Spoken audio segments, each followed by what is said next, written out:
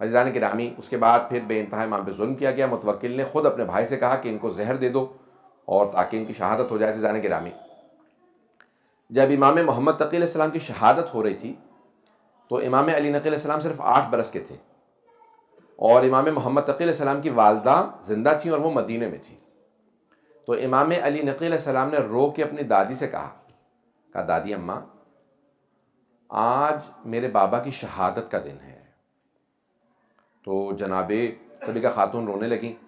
کہا بیٹا ایسا مت کہو، میرا 25 برس کا جوان بیٹا ہے.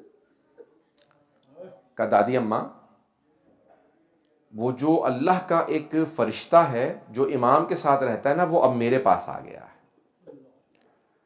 اس کا مطلب ہے میرے بابا کی شہادت ہو گئی ہے.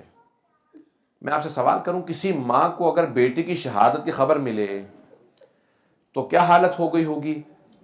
روایت کے الفاظ ہیں، جناب صدیقہ خاتون بے انتہا رونے لگیں، تڑپنے لگیں، اور ایک ہی دلاسا تھا، وہ ان کا پوتا، وہ جو 2 پوتے اور 1 پوتی تھی، ان کو سینے سے لگایا، پیار کرنے لگی، رونے لگیں. کہا کہ میرا بیٹا مارا گیا. بچپنے سے یتیمی اس طرح سے امام علی نقی السلام نے دیکھی ہے. میں سوال کروں، یتیمی کیسی بلا ہے؟ یہاں تک کہ پیغمبر السلام فرماتے ہیں یتیم بچے کے سامنے اپنے بچے کو پیار نہ کرو. پوچھا کیوں مولا؟ کہا کیونکہ جب وہ دیکھتا ہے نا کہ کوئی اپنے بچے کو پیار کر رہا ہے تو اس کا دل ٹوٹ جاتا ہے. عزیزان گرامی، روایت کے الفاظ یہ ہیں کہ جب پہلی عید آئی تھی نا امام حسن مجتبیٰ کی شہادت کے بعد، یا مسلسل جب عید آیا کرتی تھی تو امام حسین علیہ السلام جنت البقیع اپنے بھائی کی قبر پہ جایا کرتے تھے، تو اپنے بچوں کی انگلی پکڑتے تھے لیکن سر پہ ہاتھ نہیں رکھتے تھے.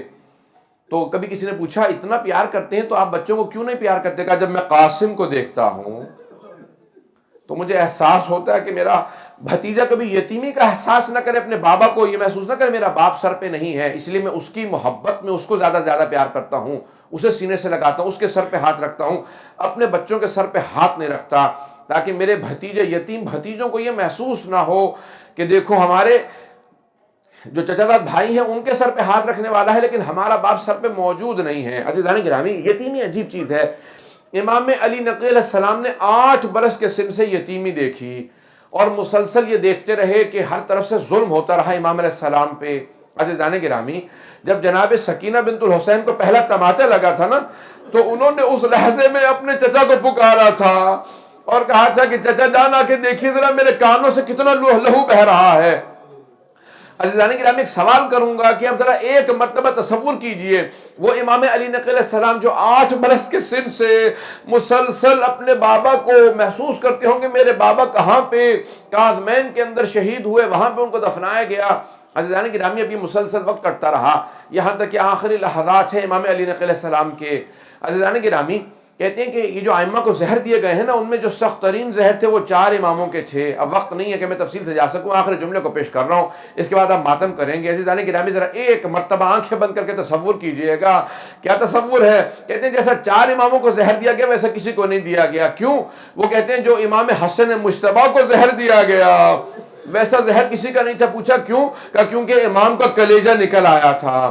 کہا دوسرا کس کو زہر سخت دیا گیا تھا؟ کہا دوسرا امام رضا علیہ السلام کو. کہا کیسا زہر تھا؟ کہا جب زہر دیا گیا نا امام نے فوراً اپنے چہرے پہ رومال رکھا. کہا کیا بات ہے؟ کہ مجھے بار بار خون کی قے آتی ہے. کہ اپنے چہرے پہ رومال رکھا. کہ میرا پورا کلیجہ پانی ہو گیا ہے. کہ مجھے گھر واپس جانے دے، تیرا کام ہو چکا ہے.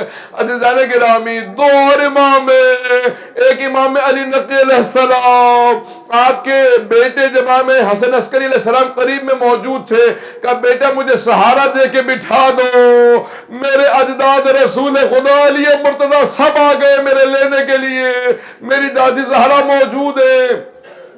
اجرکم اللہ. عزیزان گرامی، اور ایک ہیں امام حسن عسکری علیہ السلام جن کو زہر دیا گیا، سخت ترین زہر دیے گئے. عزیزان گرامی، یہ آخری لحظات کیسے عجیب و غریب ہوتے ہیں. روایت کے الفاظ ہیں سامرہ تھا، امام حسن عسکری علیہ السلام نے خود سے اپنے بابا کو غسل و کفن دیا. کفن دینے کے بعد بڑے شان و شوق سے کہا گھر میں شیعوں کو جمع کر لیا. کہا میرے بابا کا یہی جنازہ پڑھ لو. کہا مولا بہت لوگ جمع ہیں. کہا نہیں، وہاں متوکل مجھے جنازہ پڑھانے نہیں دے گا، وہ خود جنازہ پڑھانا چاہتا ہے. میں اپنے بابا کا یہاں جنازہ پڑھاؤں گا.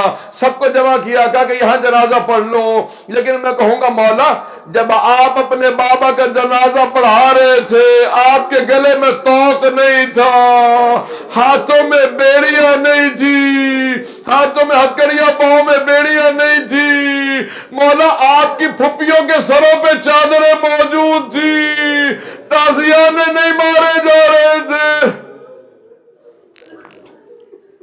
اللہ لعنت اللہ علی القوم الظالمین وسيعلم الذين ظلموا أي منقلب ينقلبون برحمتك يا أرحم الراحمين وصلى الله على محمد وآله الطاهرين